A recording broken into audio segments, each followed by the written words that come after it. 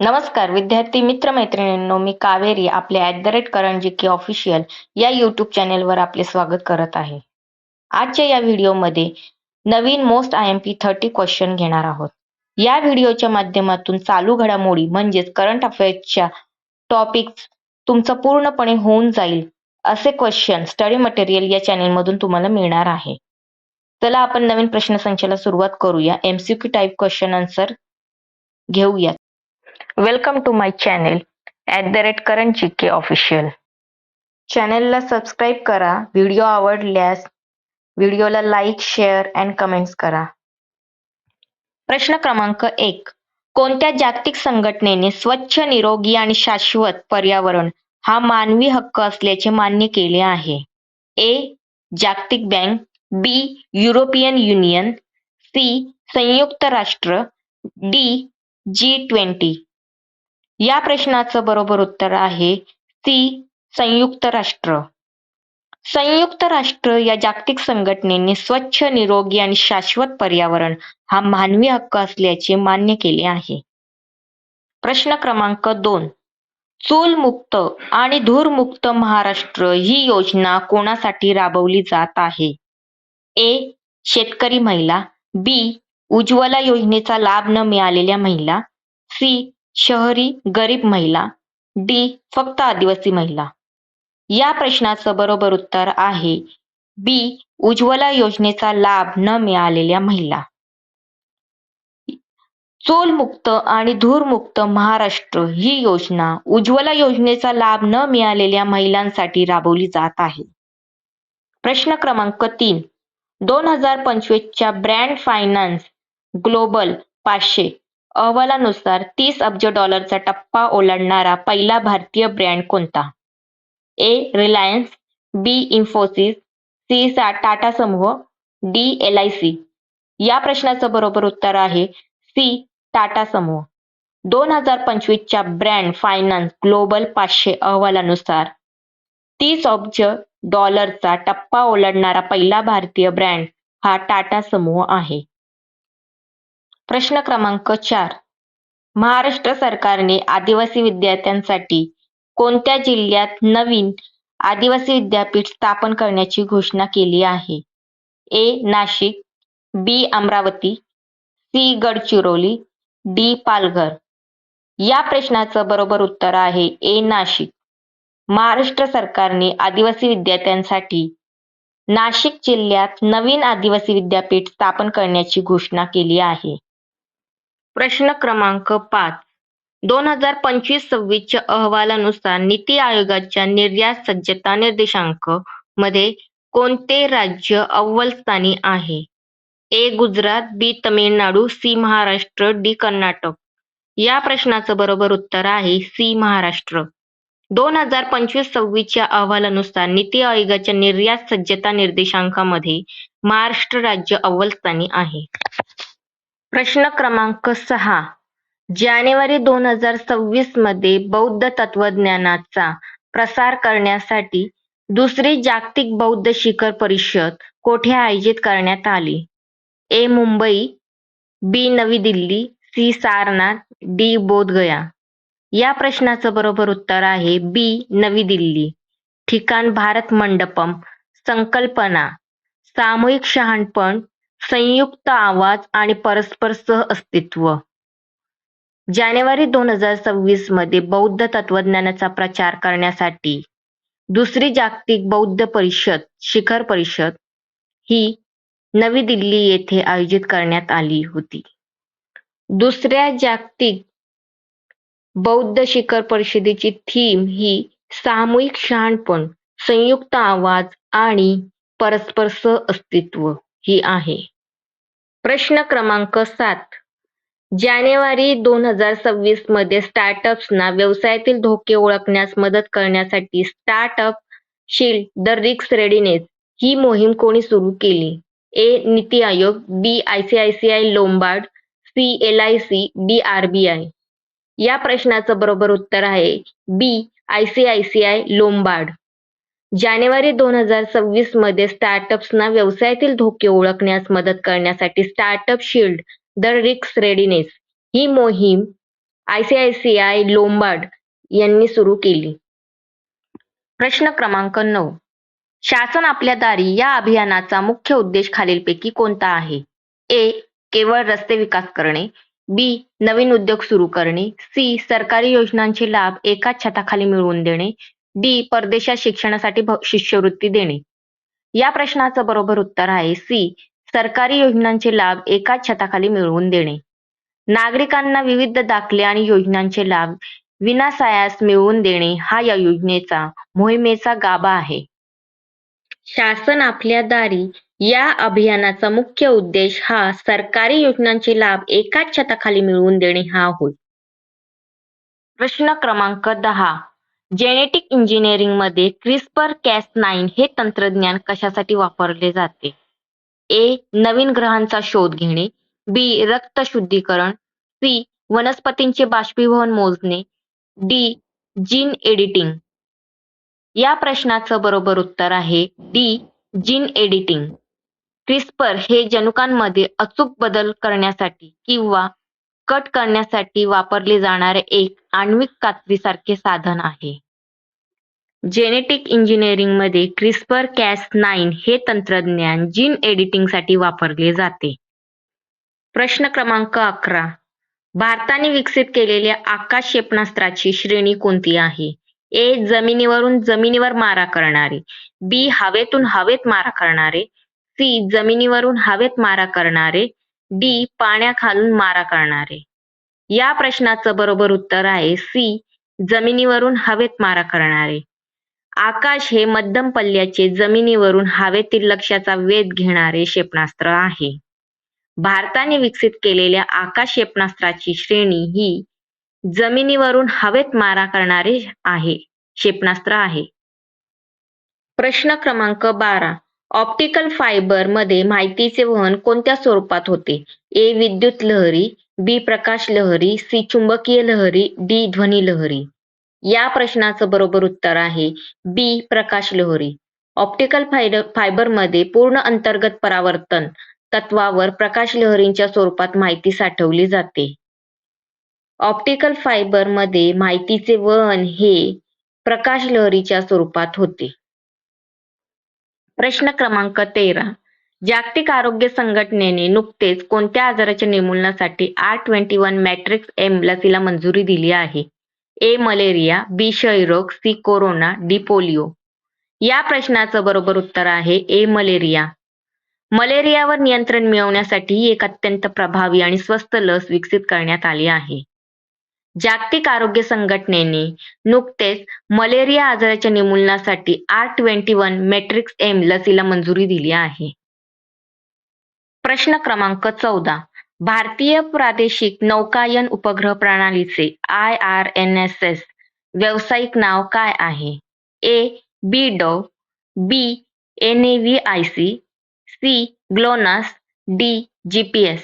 या प्रश्नाचं बरोबर उत्तर आहे NAVIC. NAVIC navigation with Indian constellation हे भारताचे स्वतःचे GPS आहे. भारतीय प्रादेशिक नौकायन उपग्रह प्रणालीचे व्यावसायिक नाव हे NAVIC navigation with Indian constellation. प्रश्न क्रमांक 15. अणुऊर्जेमध्ये युरेनियम 235 चा वापर प्रामुख्याने कशासाठी केला जातो? A. सम्मिलन प्रक्रिया. B. विखंडन प्रक्रिया. C. गरम पाणी करण्यासाठी गॅस म्हणून. D. फक्त फोटोकॉपी करण्यासाठी. या प्रश्नाचं बरोबर उत्तर आहे B. विखंडन प्रक्रिया. अणुभट्ट्यांमध्ये ऊर्जा निर्मितीसाठी युरेनियमचा अणूचे विखंडन करून उष्णता मिळवली जाते. अणुऊर्जेमध्ये युरेनियम 235 चा वापर प्रामुख्याने विखंडन प्रक्रियेसाठी केला जातो. प्रश्न क्रमांक 16. 2026 मध्ये शांतता काळातील सर्वोच्च शौर्य पुरस्कार अशोक चक्र कोणाला जाहीर झाले आहे? A. नायब सुभेदार Doleshwar Subba. B. Group captain Shubhanshu Shukla. C. Group captain Prashant Balakrishnan Nair. D. Major Arshdeep सिंह.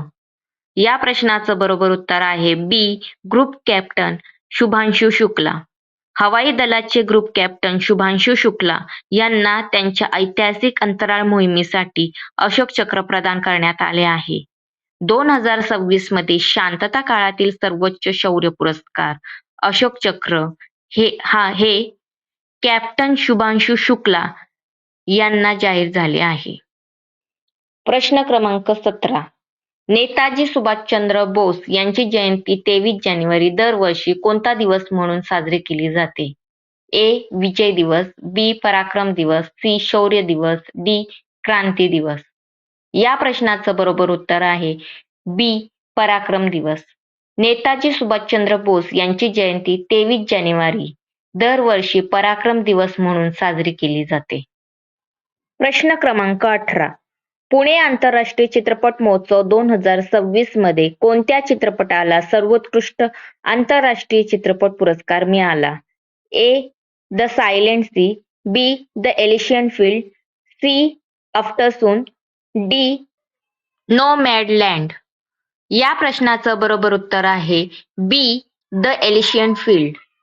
पुणे आंतरराष्ट्रीय चित्रपट महोत्सव 2026 मध्ये द एलिशियन फील्ड या चित्रपटाला सर्वोत्कृष्ट आंतरराष्ट्रीय चित्रपट पुरस्कार मिळाला.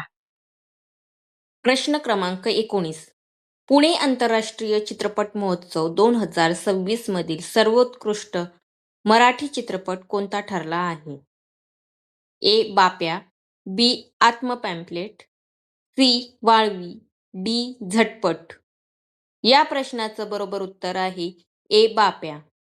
पुणे आंतरराष्ट्रीय चित्रपट महोत्सव 2026 मधील सर्वोत्कृष्ट मराठी चित्रपट हा बाप्या ठरला आहे. प्रश्न क्रमांक 20. PIFF 2026 मध्ये सर्वोत्कृष्ट मराठी अभिनेत्रीचा पुरस्कार खालीलपैकी कोणाला मिळाला? A. Sai Tamhankar, B. Rajshri Deshpande, C. Sonali Kulkarni, D. Mukta Barve. या प्रश्नाचं बरोबर उत्तर आहे B. Rajshri Deshpande. PIFF Pune international film festival 2026 मध्ये सर्वोत्कृष्ट मराठी अभिनेत्रीचा पुरस्कार राजश्री देशपांडे यांना मिळाला आहे. प्रश्न क्रमांक 21. पुणे आंतरराष्ट्रीय चित्रपट महोत्सव 2026 मध्ये सर्वोत्कृष्ट मराठी अभिनेता हा पुरस्कार कोणाला प्रदान करण्यात आला? ए. सुबोध भावे, बी. जितेंद्र जोशी, सी. गिरीश कुलकर्णी, डी. उपेंद्र लिमये. या प्रश्नाचं बरोबर उत्तर आहे सी. गिरीश कुलकर्णी. पुणे आंतरराष्ट्रीय चित्रपट महोत्सव 2026 मध्ये सर्वोत्कृष्ट मराठी अभिनेता हा पुरस्कार गिरीश कुलकर्णी यांना प्रदान करण्यात आला. प्रश्न क्रमांक 22. दोस्ती 17 हा भारत, मालदीव आणि श्रीलंका यांचा संयुक्त तटरक्षक दल सराव जानेवारी 2026 मध्ये कोठे पार पाडला? ए. विशाखापट्टणम, बी. कोलंबो, सी. मालदीव, डी. कोची. या प्रश्नाचं बरोबर उत्तर आहे सी. मालदीव. दोस्ती 17 हा भारत, मालदीव आणि श्रीलंका यांचा संयुक्त तटरक्षक दल सराव जानेवारी 2026 मध्ये मालदीव येथे पार पडला. प्रश्न क्रमांक 23. वर्ल्ड युनिव्हर्सिटी रँकिंग 2026 नुसार जागतिक स्तरावर प्रथम क्रमांकावर असलेले विद्यापीठ कोणते? A. Harvard university, B. University of Oxford, C. Stanford university, D. Cambridge university. या प्रश्नाचं बरोबर उत्तर आहे B. University of Oxford. World university ranking 2026 नुसार जागतिक स्तरावर प्रथम क्रमांक युनिव्हर्सिटी ऑफ ऑक्सफर्ड या विद्यापीठाचा आहे. प्रश्न क्रमांक 24. कॅनडामध्ये न्यायमूर्तीपदी नियुक्त झालेल्या अर्चना मेंढेकर महाराष्ट्रातील कोणत्या जिल्ह्यातील रहिवासी आहेत? ए. पुणे, बी. छत्रपती संभाजीनगर, सी. नागपूर, डी. नाशिक. या प्रश्नाचं बरोबर उत्तर आहे बी. छत्रपती संभाजीनगर. कॅनडामध्ये न्यायमूर्तीपदी नियुक्त झालेल्या अर्चना मेंढेकर ह्या महाराष्ट्रातील छत्रपती संभाजीनगर जिल्ह्यातील रहिवासी आहेत. प्रश्न क्रमांक 25. वर्ल्ड युनिव्हर्सिटी रँकिंग 2026 नुसार भारतातील प्रथम क्रमांकाचे विद्यापीठ कोणते? ए. IIT Mumbai, B. दिल्ली विद्यापीठ, C. Indian Institute of Science Bengaluru. D. Savitribai Phule Pune विद्यापीठ. या प्रश्नाचं बरोबर उत्तर आहे C. Indian Institute of Science Bengaluru. World university ranking 2026 नुसार भारतातील प्रथम क्रमांकाचे विद्यापीठ हे Indian Institute of Science Bengaluru हे आहे. प्रश्न क्रमांक 26. जानेवारी 2026 मध्ये पार पाडलेल्या पहिल्या आंतरराष्ट्रीय ग्रीन एआय परिषदेचे यजमान शहर कोणते होते? A. London, B. Paris, C. Dubai, D. Tokyo. या प्रश्नाचं बरोबर उत्तर आहे सी. दुबई. जानेवारी 2026 मध्ये पार पडलेल्या पहिल्या आंतरराष्ट्रीय ग्रीन एआय परिषदेचे यजमान शहर हे दुबई होते. प्रश्न क्रमांक 27. भारत एआय इम्पॅक्ट समिट 2026 चे आयोजन खालीलपैकी कोणत्या शहरात करण्यात आले आहे? ए. मुंबई, बी. नवी दिल्ली, सी. बेंगळूर, डी. पुणे. या प्रश्नाचं बरोबर उत्तर आहे बी. नवी Delhi. Bharat AI impact summit 2026 चे आयोजन नवी दिल्लीमध्ये करण्यात आले आहे. प्रश्न क्रमांक 28. 2026 च्या प्रजासत्ताक दिनी संचलनात महाराष्ट्राच्या चित्ररथाचा विषय काय होता? ए. किल्ले रायगड, बी. गणेशोत्सव आत्मनिर्भरतेचे प्रतीक, सी. आझादी का अमृत महोत्सव, डी. वारकरी संप्रदाय. या प्रश्नाचं बरोबर उत्तर आहे बी. गणेशोत्सव आत्मनिर्भरतेचे प्रतीक. 2026 च्या प्रजासत्ताक दिन संचलनात महाराष्ट्राच्या चित्ररथाचा विषय हा गणेशोत्सव आत्मनिर्भरतेचे प्रतीक हा होता आणि आपल्या या गणेशोत्सव आत्मनिर्भरतेचे प्रतीक या महाराष्ट्राच्या चित्ररथाला पहिला क्रमांक मिळालेला आहे. प्रश्न क्रमांक 29. महाराष्ट्र सरकारने कोणत्या शहराला राज्याची पर्यटन राजधानी म्हणून घोषित केले आहे? ए. नागपूर, बी. छत्रपती संभाजीनगर, सी. पुणे, डी. नाशिक. या प्रश्नाचं बरोबर उत्तर आहे बी. छत्रपती संभाजीनगर. महाराष्ट्र सरकारने छत्रपती संभाजीनगरला या शहराला राज्याचे पर्यटनाची राजधानी म्हणून घोषित केले आहे. प्रश्न क्रमांक 30. महाराष्ट्र राज्य नियोजन आयोगाचे स्टेट प्लॅनिंग कमिशन नवीन नाव काय ठेवण्यात आले आहे? ए. महाराष्ट्र विकास महामंडळ, B. Mitra, Maharashtra institution for transformation, C. प्रगती आयोग, डी. महानियोजन. या प्रश्नाचं बरोबर उत्तर आहे बी. मित्रा. महाराष्ट्र राज्य नियोजन आयोगाचे स्टेट प्लॅनिंग कमिशनचे नवीन नाव हे मित्रा असे ठेवण्यात आलेले आहे. Maharashtra institution for transformation. Okay, आता आपण इथं थांबूया. आपले आजचे 30 क्वेश्चन पूर्ण झालेले आहेत. पुन्हा भेटूया नवीन व्हिडिओमध्ये. तोपर्यंत तुम्ही जर चॅनेलला नवीन असाल तर चॅनेलला सबस्क्राईब करा, लाईक करा आणि कमेंट्स करा. आपल्या मित्रमैत्रिणींना व्हिडिओ शेअर करा. धन्यवाद.